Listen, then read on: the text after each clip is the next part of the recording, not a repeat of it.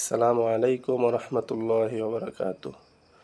হে প্রিয় মুসলিম ভাই বোনেরা, আপনাদের সামনে নতুন আরেকটি ভিডিও নিয়ে উপস্থিত হয়েছে। এই ভিডিওতে নামাজের গুরুত্বের ব্যাপারে 8 নম্বর হাদিস বর্ণনা করা হবে।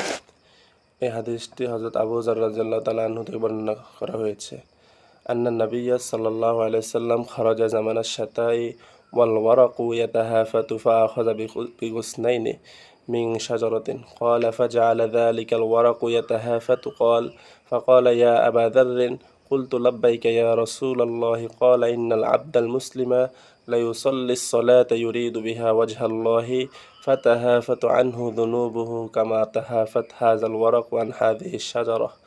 হযরত আবু যর গিফারি রাদিয়াল্লাহু তাআলা আনহু বর্ণনা করেন, নবী করিম সাল্লাল্লাহু আলাইহি সাল্লাম শীতকালে বের হলেন। তখন গাছের পাতা ঝরছিল।